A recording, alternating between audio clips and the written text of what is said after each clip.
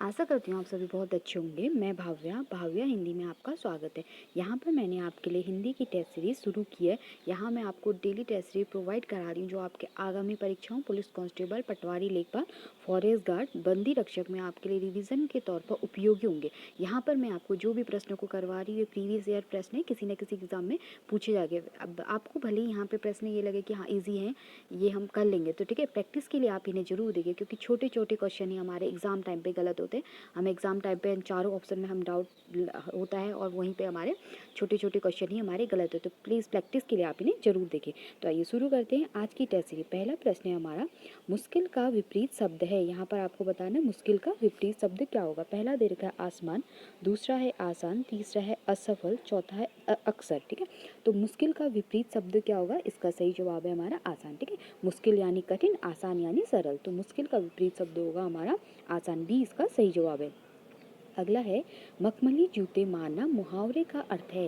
यहाँ पर आपको मुहावरा दे रखा है, इसका आपको अर्थ बताना है। पहला है व्यंग करना, दूसरा है मीठी बातों से लज्जित करना, तीसरा है धनवान को प्रताड़ित करना और चौथा है इनमें से कोई नहीं। तो मखमली जूते मारना, इसका सही अर्थ क्या होगा? इसका सही जवाब है हमारा बी, मीठी बातों से लज्जित करना, यानी किसी को प्यार से कुछ प्यार से बोल भी तो उसकी बेइज्जती भी कर दे। तो ठीक है, तो क्या हो गया? मीठी बातों से लज्जित करना, मखमली जूते मारना मुहावरे का अर्थ है। अगला है, शब्दकोश में ज्ञ किस वर्ण के बाद आता है। आपको बताना है ज्ञ किस वर्ण के बाद आएगा। पहला दे रखा है तो, दूसरा है छ, तीसरा है जौ और चौथा है ध। तो ज्ञ वर्ण किसके बाद आता है? इसका सही जवाब है हमारा जौ के बाद। कैसे बनता है? जौ, जौ में हलंत धन यौ। ठीक है, इससे क्या बन गया हमारा? यौ, जौ बन गया। ठीक है, तो जौ में क्या लगेगा हमारा? हलंत। तो जौ किसके बाद आएगा? जौ के बाद आएगा ज्ञ।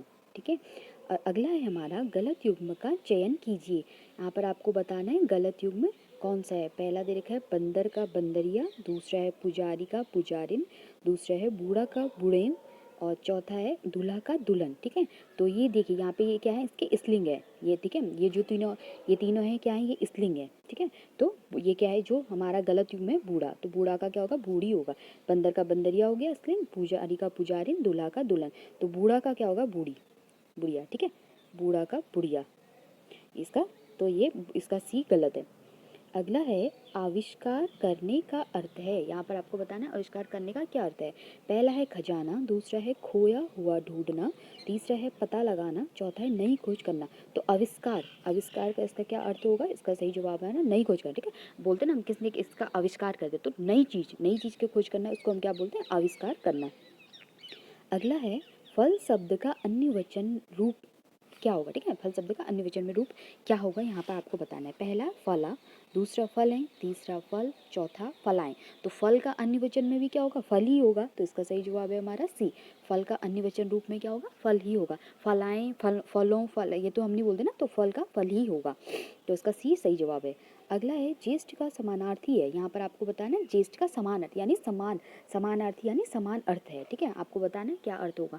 पहला दे रखा है आगामी, दूसरा है पूज्य, तीसरा है गुरु, चौथा है बड़ा। तो ज्येष्ठ का क्या होगा? ज्येष्ठ यानी बड़ा। तो इसका सही जवाब है हमारा डी, ज्येष्ठ। यहाँ पे ध्यान दीजिए, समानार्थी पूछा यानी समान अर्थ, तो ज्येष्ठ मतलब बड़ा, तो क्या होगा?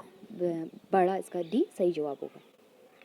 अगला है, युयुत्सु का तात्पर्य है। यहाँ पर आपको बताना है युयुत्सु का क्या अर्थ है। पहला है दूसरों को हंसाने वाला, तीसरा है युद्ध करने का इच्छुक, तीसरा है शहीद होना और चौथा है अमर होकर रहना।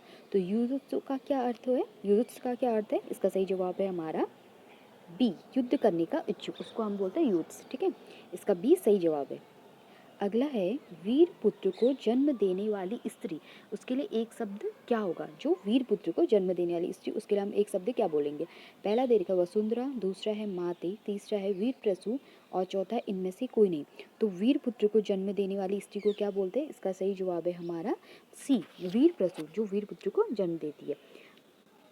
अगला है, निम्नलिखित में से किस शब्द में अप उपसर्ग नहीं है। यहाँ पर आपको बताना है, यहाँ पर आपको 4 शब्द दिए गए, इसमें बताना है किस शब्द में अप उपसर्ग नहीं है। पहला देखा अप्रोक्ष, दूसरा है अपादान, तीसरा है अपवाद और चौथा है अपमान। तो किसमें हमारा अप उपसर्ग नहीं है? इसका सही जवाब है हमारा अपादान। इसमें क्या है? अपा। इसमें भी अप्रोक्ष में भी अपधनवाद, अपधनमान। तो ये क्या है? अपा धनदान हो गया। तो यहाँ पे क्या पूछा? अब पूछा, यहाँ पे क्या है? अपा। तो इसका बी सही जवाब है। अब उपसर्ग इसमें नहीं है, अपादान में।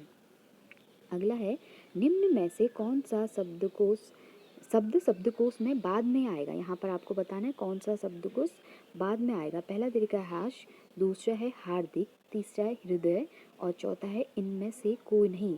तो यहाँ पर आपको बताना है कौन सा शब्द बाद में आएगा। तो इसका सही जवाब है हमारा ए, हाश। हाश जो है बाद में शब्दकोश में बाद में आएगा, ठीक है। अगला है हमारा, निर्लेप का संधि विच्छेद है। यहाँ पर आपको बताना है निर्लेप का संधि विच्छेद क्या होगा। पहला दे रखा है निर्धन लेप, दूसरा है निधन लेप, चौथा है निर्धन अलेप और तीसरा है निर्धन अलेप और चौथा है इनमें से कोई नहीं। तो निर्लेप का संधि विच्छेद क्या होगा, इसका सही जवाब है हमारा बी, निधन लेप, ठीक है। और इसमें कौन सी संधि है, विसर्ग संधि।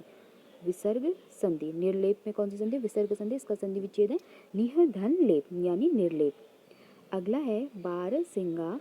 बारहसिंगा शब्द में कौन सा समास है। यहाँ पर आपको बताना है बारहसिंगा में कौन सा समास है, ठीक है। पहला दे रखा है द्विगु, दूसरा है कर्मधारय, तीसरा है बहुव्रीहि, चौथा है तत्पुरुष। तो बारहसिंगा शब्द में कौन सा समास है, इसका सही जवाब है हमारा ए, द्विगु समास।